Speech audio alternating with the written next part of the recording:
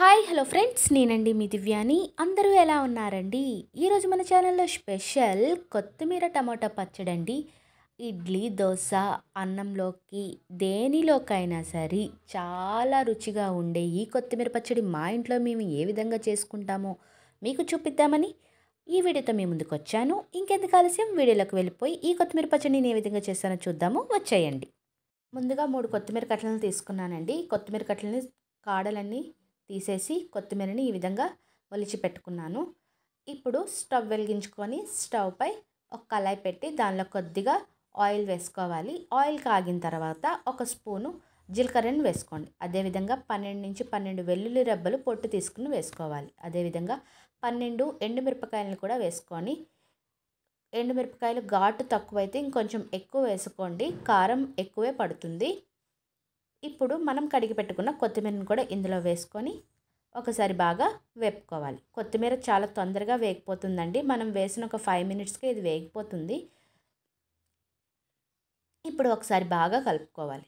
వీడియోలో చూపించిన విధంగా కొత్తిమీర అంతా కూడా వాటర్ అంతా ఇంకిపోయి నూనెలో వేగుతుందండి.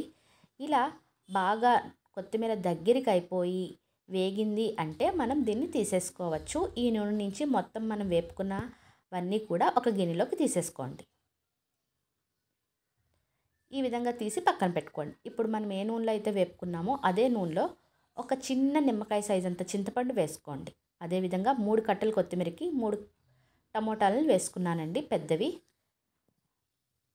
దీనికి దేశవాళీ టమాటా అయితే ఇంకా బాగుంటుంది.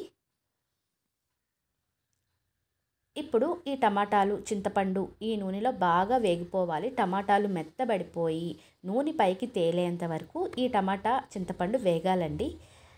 ఈ టమాటాలు, చింతపండు నూనెలో బాగా వేగి చివరికి నూనె అనేది పైకి తేలుతుందండి. ఈ నూనె అనేది పైకి తేలింది అంటే ఈ టమాటాలు వేగిపోయినట్లే. ఇప్పుడు మనం ఇందాక వేపుకున్న కొత్తిమీర, ఎండుమిరపకాయల మిశ్రమాన్ని ఇందులో వేసి ఒకసారి బాగా వేపుకోండి. ఈ రెండు కలిపి ఒక 5 నిమిషాలు వేపి స్టవ్ ఆఫ్ చేసుకొని దీన్ని చల్లారబెట్టుకోండి.